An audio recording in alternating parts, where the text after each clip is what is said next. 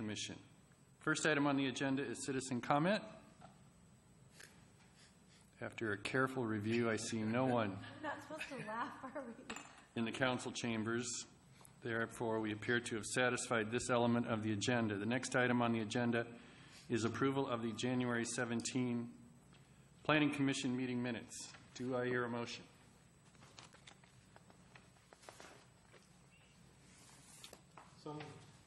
All right, we hear a motion. Do I hear a second? I'll second it. Thank you. Discussion? There being none, all in favor of approving the minutes, raise your hand and say aye. Aye. Aye. All opposed, raise your hand and say nay. All abstaining, raise your hand and say abstain. The ayes have it. The motion carries. The minutes are approved. Next item on the agenda is 2017 docket memo. I invite to the presentation table the city staff. Good evening, Planning Commission. You have 2 items on your agenda this evening, and I'm confident that we can do those fairly quickly, actually. So maybe you'll get an early night tonight. I say that. So the docket, Laurie's going to go over about what's on the work program, what was approved by council, and then the second item is going to be introducing the school impact fees and what that scope is that you will be working on. And I think that's a relatively straightforward, simple project as well. So, on that note, as the screen comes down, if you want to raise your screen so you can see what Laurie's now going to project onto the screen, we'll get going. Right. Good evening. So as you know, because you actually were in the audience on the 23rd when the City Council discussed the docket, 3 items were assigned to the Planning Commission for this year. The 3 were a priority amendment from the Housing Strategy Plan, and as you know, the Council will be taking up the direct assistance strategies and then meshing them with the other strategies and determining which they would like to move forward, and we assume that one of those will be coming to the Planning Commission, but we don't know which one. The comprehensive plan amendments related to school impact fees.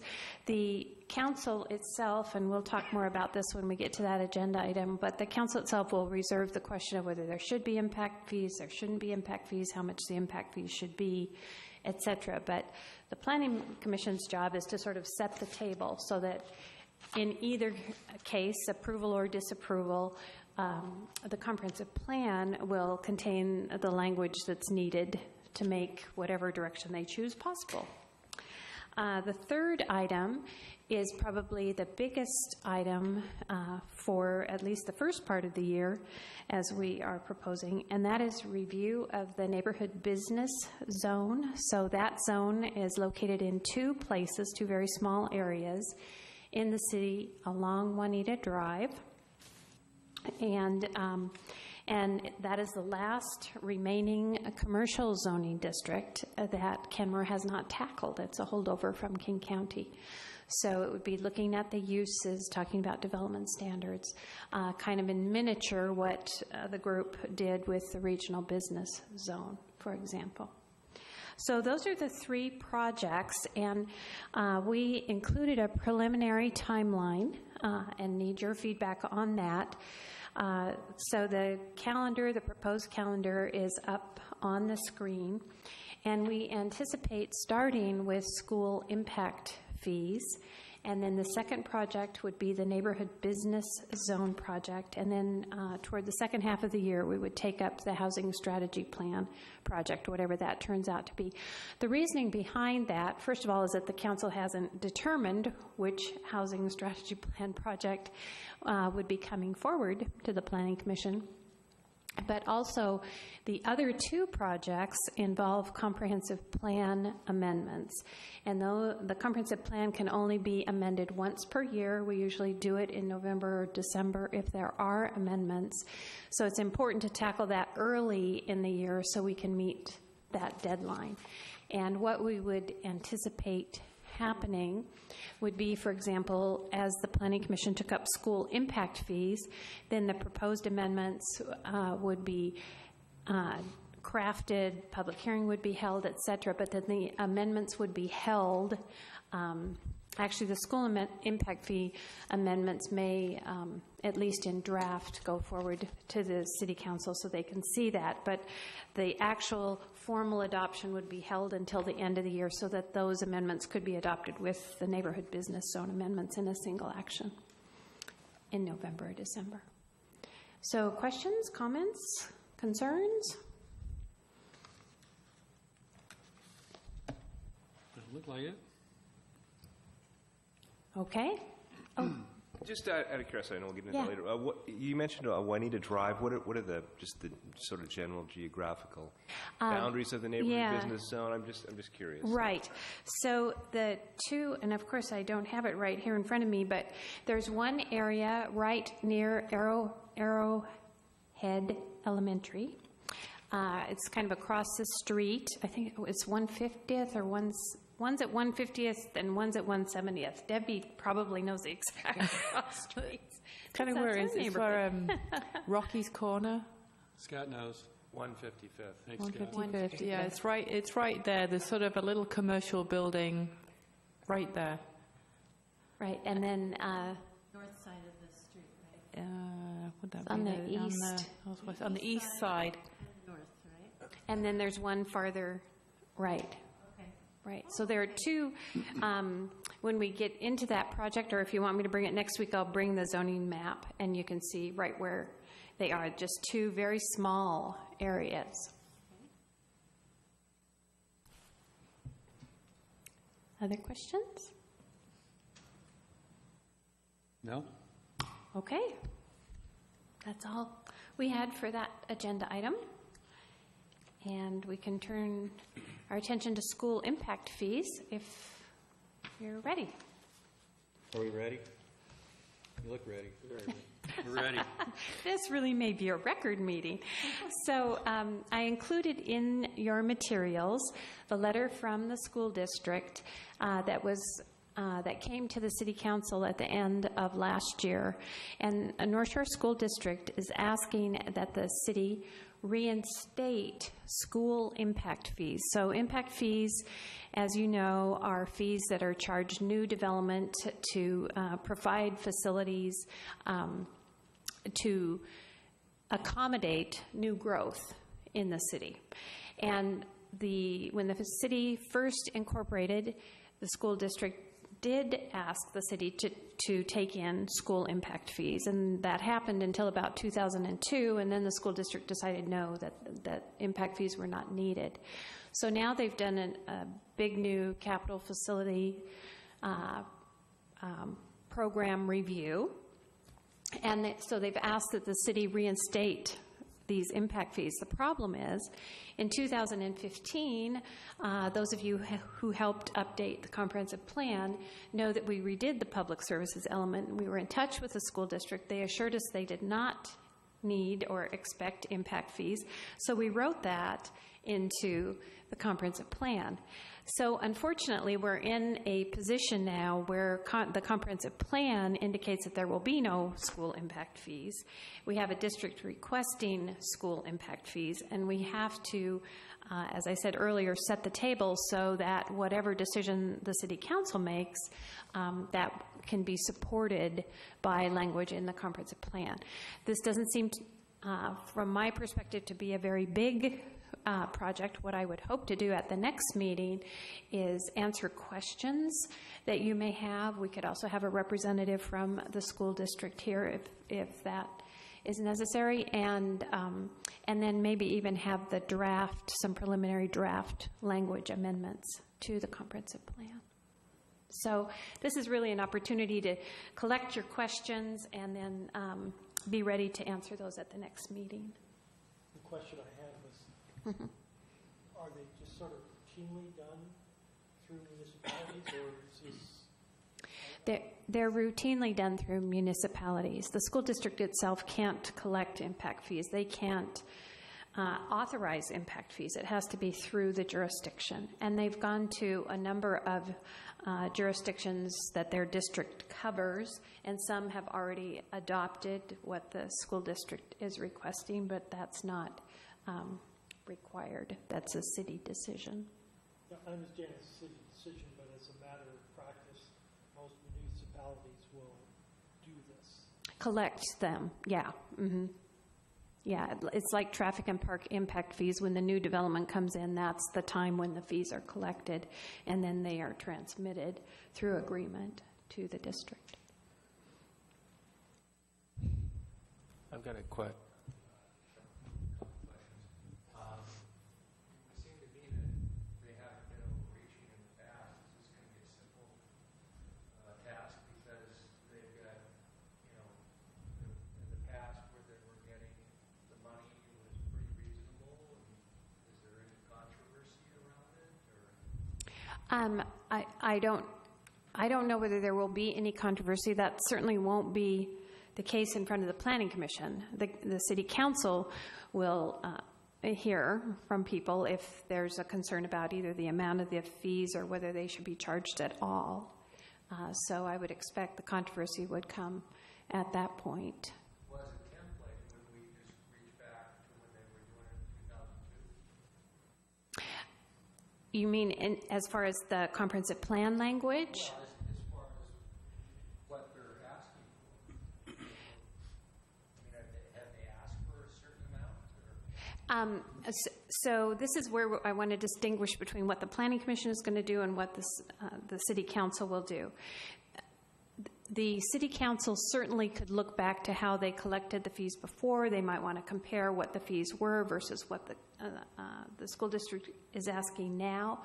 There will certainly be new capital project information that wasn't, you can't use the old capital project information. They would use their new capital plan. So it'll be kind of a melding. The City Council will look at what was done before, but they'll look at the new plan and then the school district request. The Planning Commission could look at the language that was previously in the comprehensive plan and see if we just want to change back to what the old language was. That would be one strategy, and I'm happy to do that. Okay, and then it does go to capital costs? It does, right. The funds, when they come in with the new development, are put into a pot, and then that pot can be used to fund new capital facilities for the district. I think used to be 6 years, maybe now it's 10 years. Mm-hmm. So is Double the money. What's the accountability mechanism for the school district? Is there any? Because they're not really, I guess they have a school board that are elected officials, but Well, it also has to be based on a capital facilities plan. okay, so they have to actually have a plan. Oh, yeah, right. And it has to outline the facilities, and you have to show where the money is coming from and tie that. They've done a whole analysis of how it's tied to growth and what an appropriate what they think an appropriate charge would be.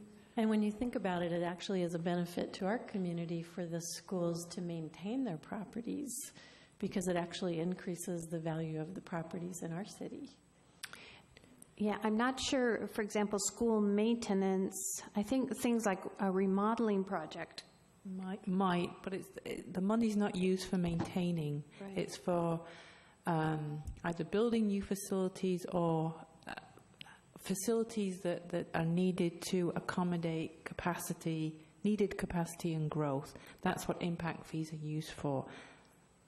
Do the fees stay in our vicinity, or can they be used throughout the district? I think they have to be used district. They can use them anywhere. Right. So like if we have impact fees in Kenmore, the school district would be free to use them in the high schools and junior highs that they're building at the north end of the district. I think that's true. True. Okay. Mm-hmm. Clerk? So I had one question. I'm not sure about the relevance, but I'm sure you've all heard there's a lot of talk about the school funding formula at the state level. Who knows how that's going to turn out? But would that have any impact on our role in looking at this from the planning perspective, or is that something more for the city council to consider? Yeah. When and if they want to set the fee and at what level? Right. That definitely is a city council discussion. Again, it's what has happened here, the impact fee discussions, for example, for transportation, parks, et cetera, have all been handled in front of the city council. It's a fee discussion that they take on. The situation we're in here is that, unfortunately, we just amended the comprehensive plan and we included this language that says school district isn't charging impact fees. So we're not going to amend the language to say the school district is charging impact fees. We're going to be more neutral so that for the life of the comprehensive plan, the city council can make whatever decision is appropriate as the school district brings forward information. That's the kind of amendment that the Planning Commission will be considering. So Mike's hand up. Go ahead. Yeah, I'm aware that we have a limited charge here, so take this as a comment more than a question for you to work on. But reading through Mike, the put your materials mic- on how the rate... The microphone is like sorry. no man's land. Oh. Looking at how the rates are developed, and thinking back about all the work we did in looking at where and what type of residential development we were going to encourage and how we did our zoning, our conclusion was it would probably be we did a lot of work to encourage multifamily. And when I look at the way the rates are developed and the split between single family and multifamily, I am concerned that the way the numbers, the North Shore aggregate numbers, based upon 5 years across the entire district, are laying out, it's basically saying there would be, based upon the 5-year numbers, that there would be no assessment on multifamily. There would be most of the assessment would be on single family. I'm a little concerned about what that would do within Kenmore in terms of shifting the cost from multifamily, where we expect most of the growth to be. And in our discussions, we were thinking that multifamily would be including children. And in the future, we expected more folks to not be able to afford single family and be looking for multifamily as a more affordable housing, that might create a unintended consequence within Kenmore. So. Right. I think certainly that will be a point, excuse me, a point of discussion. And I think it probably will be really helpful as we talk maybe at a different level about impact fees for you all to identify things that you think maybe the city council should consider, or at least, I don't think you should take a position on those things, but at least raise topics that you think they need to think about. And that's a perfect example of a topic that the city council should be thinking about as they make their determinations. Yeah, that's great. That is my concern here, is I think we may have an unintended consequence where we may be disadvantaging one type of development in the city over another based upon those impact formulas and how those rates are developed. Dennis had his hand up before, and then we'll go to you. Covered by Mark, so I'm okay there. I'm wondering about the state and the changes that are occurring there and how that's going to flow. Because I'm also looking at it from the aspect of not doing it, but simply to understand what's the impact going to be on the cost of housing, single-family housing. But from their numbers, we were dealing with the issue of the rates. It seems like if we were trying to encourage multifamily, their impact fees, we would get the better deal of it. But it does mean that the single family will be paying more. But part of the question is, are their numbers right? I mean, I was surprised to see such a little impact of children in multifamily structures. And I was trying to figure out, what does that mean? What are they using as their base? Is it only certain types of private operations that are occurring? Are there a number of NGOs or whatever that operate things that are not part of their tax base and therefore not part of their impact base?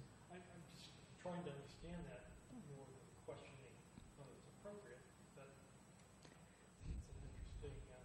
the larger picture, we'd probably think that. So that, again, that's sort of an example of a question or an issue that you could kind of send forward to the council about, take a look at how that data was calculated and what that specifically means in Kenmore.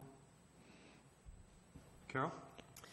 I was just thinking, if we have any kind of a, equation or formula, so we could look at some possible scenarios of projects that are coming online and the potential actual fee, like what the percentage is based on the past.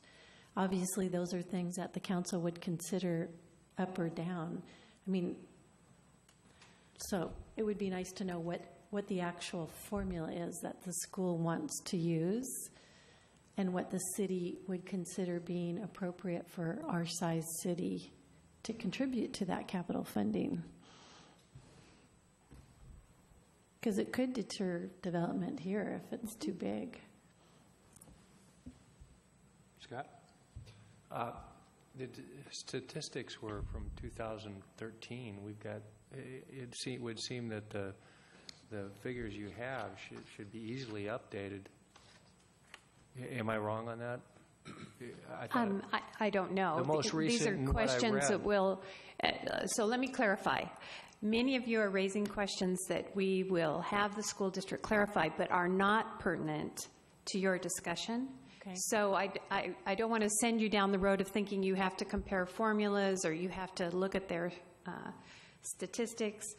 Those are all things that the city council will do when they're trying to make some determinations. What I can suggest is that we move forward these questions. So what some of these things I've heard from the Planning Commission is the setup may be a disincentive or the setup may encourage multifamily. It may add too much to the burden of a single family home cost. So those are the kind of things that we can send forward as things for the council to think about, but they're not things that you would need to delve into. Yes, Dennis. Just sort of one more thing to add to this, things don't relate to us. Well, they relate. I wouldn't say they don't. The question I had is the definition of what, I'm envisioning new homes and development or something, but is that going to apply to if we do detached auxiliary homes or facilities, and how does that relate? Good question. Anybody else? All right. Vice Chair. Yeah. Maybe I would like to know, maybe in a little more detail about, what are our parameters and what are not. Maybe you'll get into that, as you come in. I was reading the impact fees. There's like 2 paragraphs in the public services element. Pretty general and pretty broad. But if we could know a little more about, exactly what we're supposed to look at and what's kind of off the table, other than the list of questions, for the council, I would find that personally helpful. It seems a little unclear still as to what's our purview and what's not. So,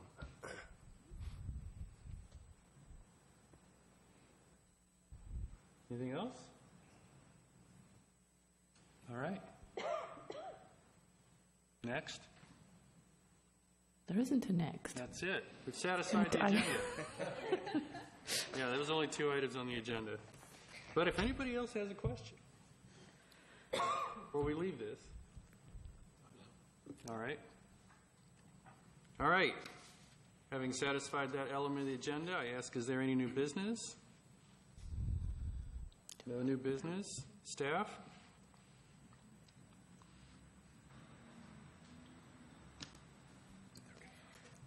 One of the things that we thought we might explore, and I can't remember, Laurie, is that in your first memo? Thanks. I just saw it. Oh, yes. So in the docket memo that's in your packet, you'll notice that we said we were maybe interested in having one meeting in March as sort of a mini retreat for the Planning Commission.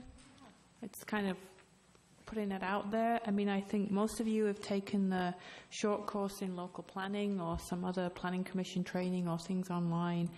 And so we put that out there and say this, you know, we've really not kind of brought forward an opportunity for the planning commission to have a retreat or have topics for discussion.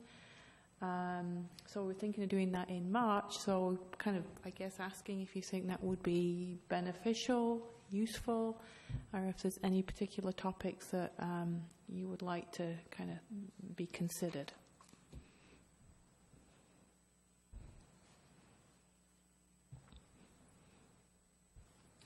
My thought is, I think a retreat sounds interesting. I think they can be very constructive.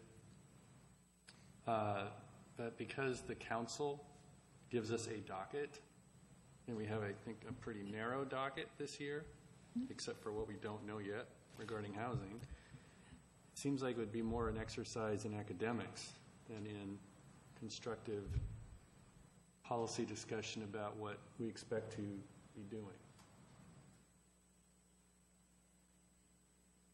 Okay.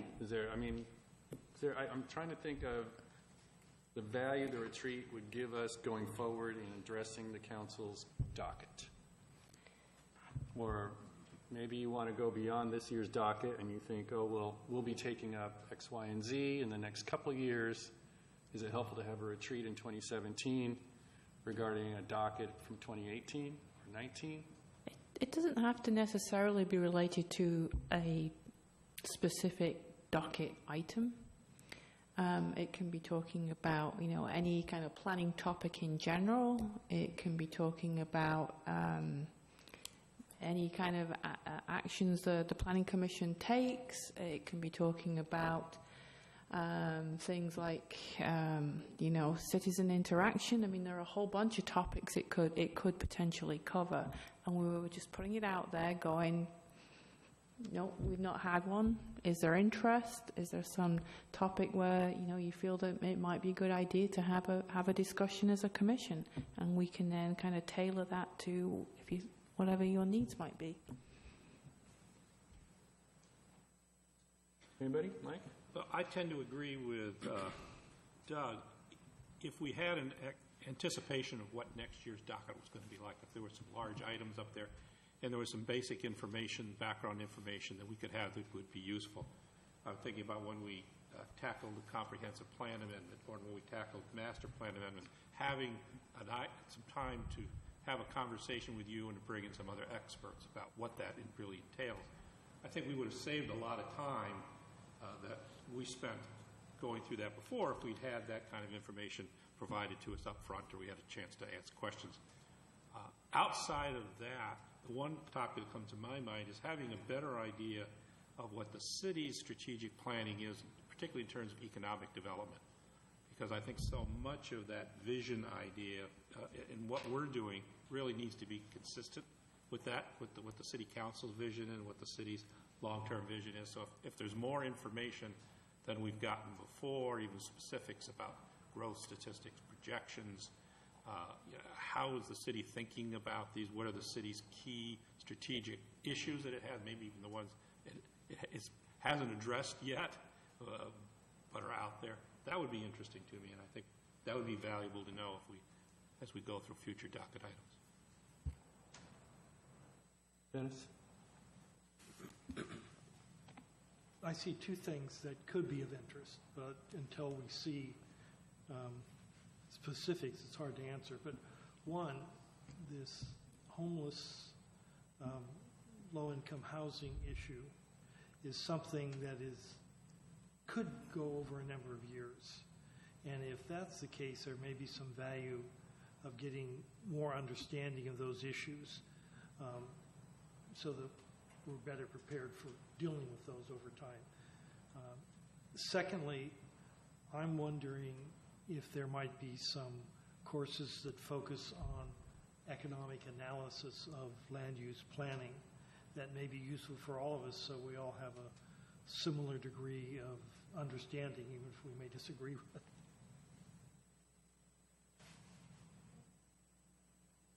Anything over here?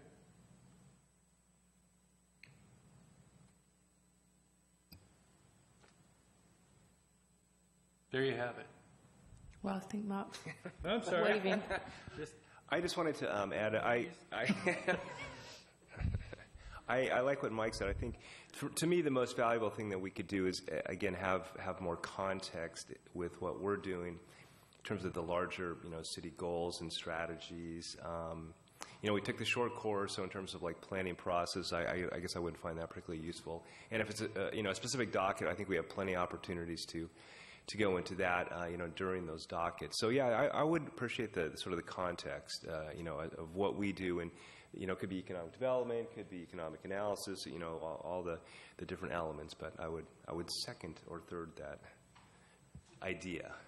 Tag it, even having somebody like the city manager come in. Yeah, for an and hour. talk to us about what he sees are the major issues and what he would be hoping the Planning Commission could address in the future docket. I mean, having that kind of context and linking us back to where the city's strategic goals are and what the challenges are, I think that would inform a lot of our work going forward.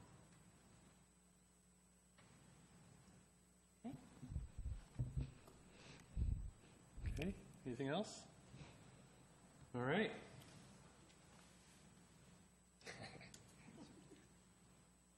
All right, so I didn't see any comment regarding new business. I did have a couple points, I guess, more in the order of announcements. But these are things you guys may already know. A week from tomorrow, Wednesday, February 15th, I think we all got the email inviting us to a volunteer appreciation event at 6 o'clock here in Kenmore at Caps Club. So hopefully you guys can attend for improv comedy. Are we going to be asked to perform? The vice chair would like to know. It's a show we do every Tuesday, first and third of every month. So I think the important question is, are these professionals any better than we amateurs at improv comedy? Good point. Thank you, Mr. Vice Chair. There's a lot to work from. They could really go to town. All right. So that's next Wednesday at 6 o'clock. I hope to be there with my lovely wife. March 6th and thereafter, I picked this up off of the Kenmore Neighbors website. But somebody sent out a notice that the Kenmore and the city of Lake Forest Park are coordinating to put on what are called community emergency response teams, where citizens can get training, extensive training on emergency response so that they can coordinate in addition to government efforts. This is a big undertaking. The good news is it's not very expensive. It's $35 for the training course. It starts meeting March 6th at the Kenmore Fire Station, which is about a block from here. Each meeting is 3 hours long. They will have 10, and then they will have an exam thereafter. But I am signing up for this because I'm alarmed about a number of things. Now, I mean, the earthquake might be enough reason in itself, one that could happen at any time. It would be probably chaos for many days if that earthquake were as great as that which is predicted. But just letting you all know, I think there's room for 30 people. So that's something to consider. I know we have a lot of citizen activists here, or you may know people who want to do it. All right, that's all I have. Anything else? The only other opportunity like that is a shortwave radio class. So the gentleman that came in during the communications facilities did send out an email. I got one, a personal one. I probably signed up and thought, man, I'm going to learn that. But if you live on top of a hill, that would be a really wonderful thing to do, because if the whole power grid goes down and you have some kind of generator that can stay in communication with other shortwave radio operators, it can be an amazing thing. If you want some motivation, you should read the book, All the Light We Cannot See, which is based on a true story about a gentleman who ran a ham radio in France during World War II. Oh, wow. I've heard of that book. It's very good. Thank you, Carol. Anybody else? All right. I think that satisfies everything, as well as notices and new business. Given that, I hereby adjourn this meeting.